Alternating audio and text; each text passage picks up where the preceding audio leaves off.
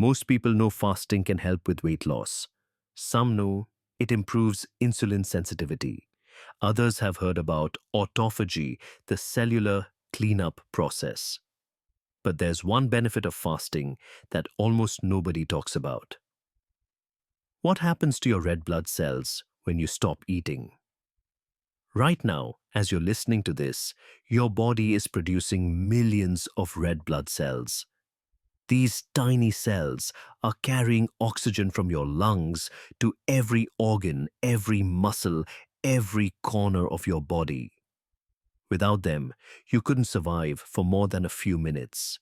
And yet, most of us never think about them until something goes wrong. This might sound like a small detail, but it's not. Red blood cells carry oxygen to every tissue in your body, your brain, your heart, your muscles. They all depend on these cells to function. And recent research suggests that fasting doesn't just affect how many red blood cells your body makes. It may actually improve the quality of those cells. Today we're going to walk through exactly what happens to your red blood cells during a fast. From the moment you stop eating to what occurs in your bone marrow to how your body optimizes oxygen delivery.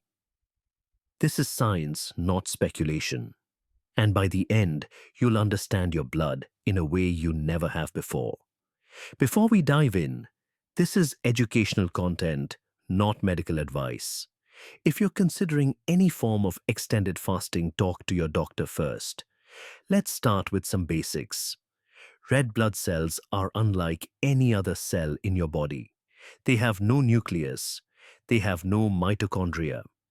They're essentially small, flexible discs filled with a protein called hemoglobin, which binds to oxygen in your lungs and releases it to tissues that need it. Each red blood cell lives for about 120 days before it's broken down and recycled. And here's something remarkable. Your body produces approximately 2 million new red blood cells every single second. This happens in your bone marrow, the spongy tissue inside your bones. It's a constant process of creation and destruction, perfectly balanced to maintain the oxygen-carrying capacity your body needs. So what happens to this process when you fast? In the first few hours after your last meal, your blood glucose levels begin to drop. Insulin, the hormone that helps cells absorb glucose, drops as well. Your body starts tapping into glycogen, the stored form of glucose in your liver. This is all normal. Your body does this every night while you sleep. But here's what's interesting. Your bone marrow can sense these changes. It receives signals from hormones and nutrients circulating in your blood. When insulin drops and glucose becomes less available, the bone marrow gets a message that nutrients are scarce. This is the first step in a chain of adaptive responses. Your bone marrow is not just a passive factory. It's an intelligent system that monitors the nutritional state of your entire body. It adjusts its production based on what resources are available and what the body needs. This communication between nutrition and blood production is something scientists have only recently begun to fully understand. Now, nothing dramatic happens to your red blood cells in these early hours. Production continues as normal, but the signaling environment is beginning to shift. The bone marrow is receiving new information and it's preparing to respond. As you move past the 12-hour mark and approach 24 hours without food, something more significant begins. Deep inside your bone marrow are cells called hematopoietic stem cells. These are the master cells that can develop into any type of blood cell, including red blood cells, white blood cells, and platelets. Normally, these stem cells work at a steady pace. They produce enough blood cells to replace the ones that die off each day. But during extended fasting, research shows these stem cells change their behavior. In 2014, Professor Walter Longo and his team at the University of Southern California made a significant discovery. They found that prolonged fasting reduces levels of an enzyme called pKa and a hormone called IGF-1. When pKa levels drop, something interesting happens. The stem cells shift from a dormant state to what researchers call a self-renewal state. Professor Longo described this as flipping a regenerative switch. The stem cells begin multiplying more actively, preparing for a period of regeneration. This was one of the first studies to show that fasting could directly influence blood cell production at the stem cell level. The implications of this research are significant. For decades, scientists believed that the only way to boost blood cell production was through external stimulation, like injecting hormones such as erythropoietin. But this research showed that the body has its own internal mechanism for enhancing blood cell production, and fasting can trigger it. Let me be clear about what this means. The stem cells aren't immediately releasing more red blood cells into your bloodstream. They're preparing. They're building up their numbers so that when nutrients become available again, they can produce new blood cells more efficiently. It's like a factory increasing its workforce during a slow period, getting ready for when business picks up again. Between 24 and 48 hours of fasting, the effects on red blood cell production become more pronounced. Research from Soochow University in China, published between 2022 and 2023, examined what they called short-term intensive fasting. They found that this type of fasting promotes the production of red blood cells through a specific pathway. Here's what happens. In your bone marrow, a stem cell doesn't become a red blood cell overnight. It goes through several stages of development. First, it becomes what's called a progenitor cell. Then it develops through various stages until it finally becomes a mature red blood cell. This entire process takes about 7 days. The Soochow University research found that fasting accelerates the transition from early-stage cells to mature red blood cells. The body seems to prioritize resources for red blood cell production. This makes sense from a survival perspective. Even without food, your body still needs oxygen. Red blood cells are essential for delivering that oxygen. One particularly interesting finding was that people with lower red blood cell counts, still within the normal range, but on the lower end showed more pronounced effects. Their bodies seemed to respond more strongly to the fasting signal, as if the system recognized where improvement was most needed. I want to pause here and note something important. Individual responses to fasting vary significantly. People with blood disorders or those taking medications that affect blood production should be especially careful and should only attempt extended fasting under medical supervision. Now let's talk about what happens between 48 and 72 hours. This is where autophagy becomes relevant to red blood cell health.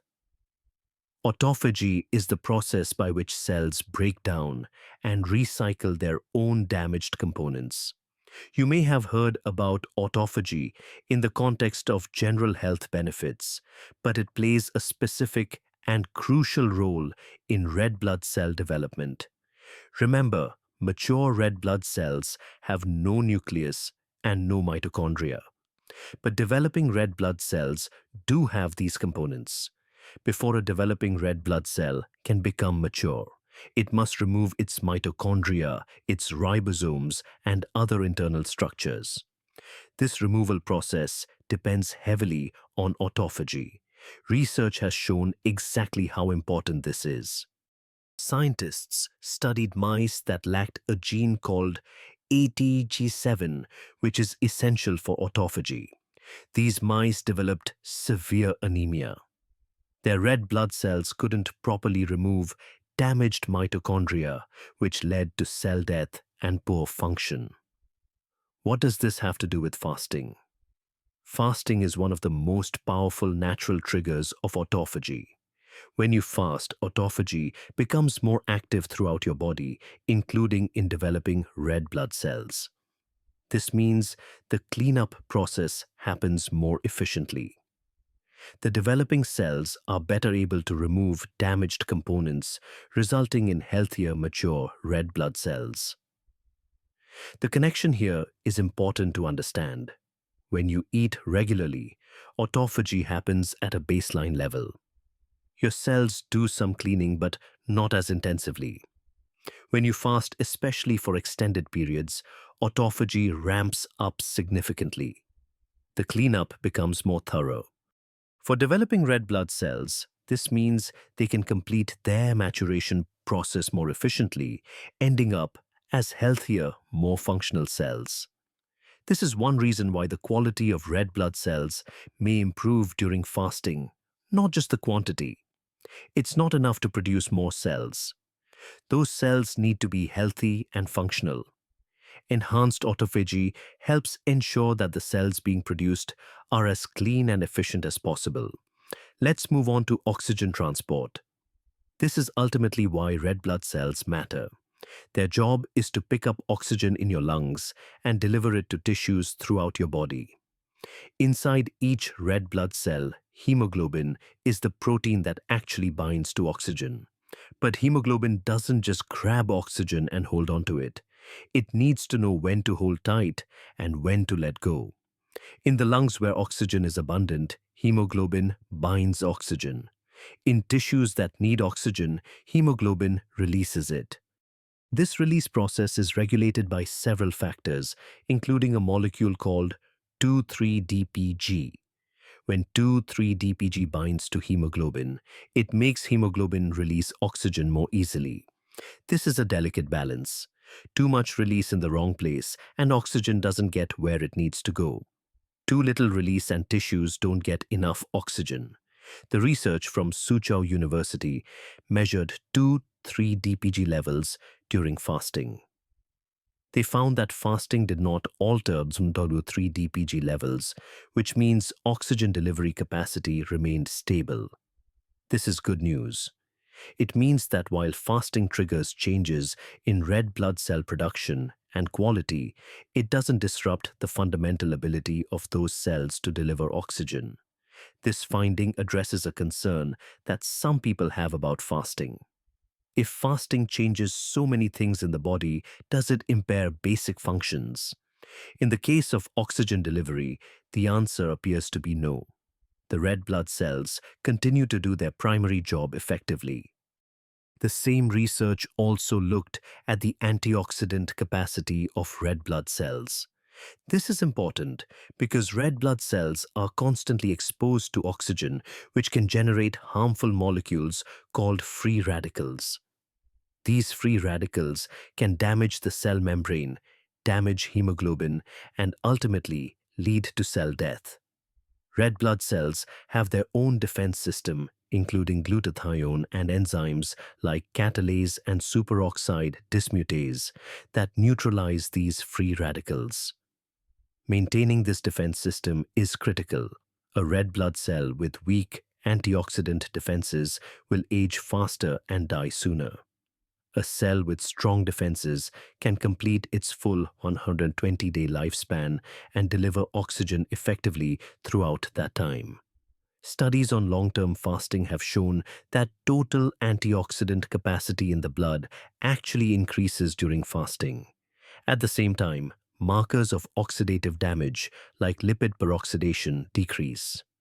This suggests that fasting may help protect red blood cells from the kind of damage that shortens their lifespan. Now let's discuss who should not attempt extended fasting. This is not a recommendation I take lightly.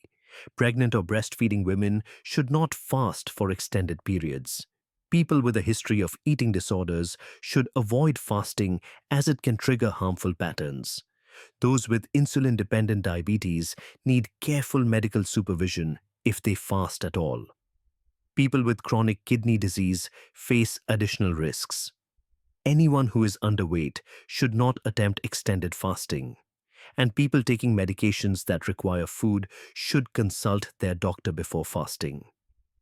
If you experience severe dizziness that doesn't improve with rest, heart palpitations, or irregular heartbeat, confusion, or difficulty thinking clearly, or persistent nausea and vomiting, stop your fast immediately and seek medical attention. These symptoms, lasting more than 30 minutes, are warning signs that should not be ignored. Now, here's something that might surprise you. The most significant regeneration doesn't happen during the fast itself. It happens after. When you start eating again, the signaling pathways that were suppressed during fasting become active again. pKa levels rise, nutrients flood back into the system, and all those stem cells that were preparing during the fast, they start producing. Research on people who completed extended fasts found something interesting. The number of reticulocytes, which are young red blood cells that have just been released from the bone marrow into the bloodstream, peaked not immediately after the fast ended, but about 1.5 to 2.5 weeks later. This means the refeeding phase is just as important as the fasting phase. The fast triggers the preparation. The refeeding triggers the production. Together, they form a complete cycle of regeneration. Many people focus entirely on the fasting period. They count the hours they track their ketone levels.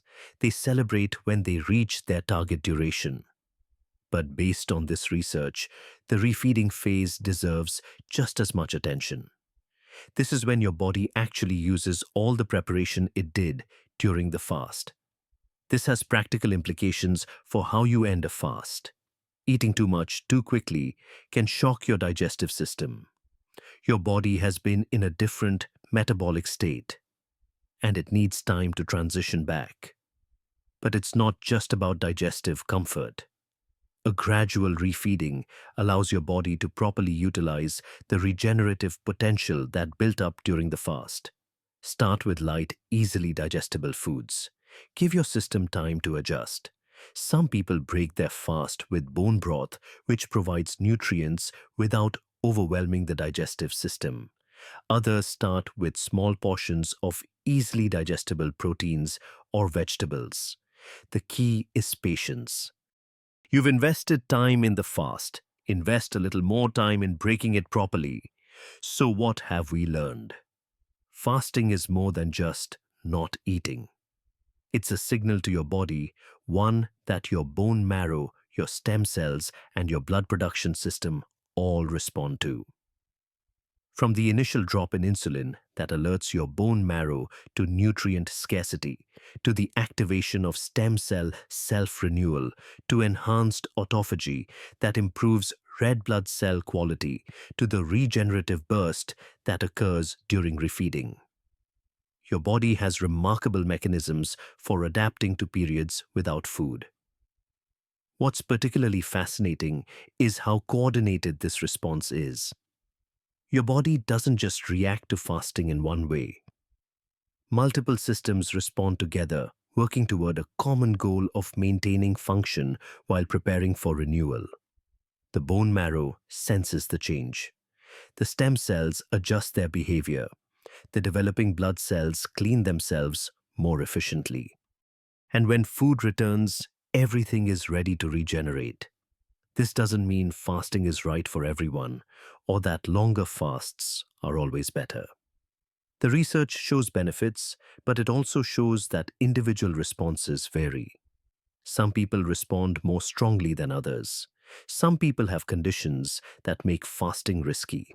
What it means is that when done appropriately and safely, fasting may offer benefits that go far beyond weight loss. It may actually help renew your blood at the cellular level. The research in this area is still developing. Scientists are continuing to investigate exactly how different fasting protocols affect blood cell production and function.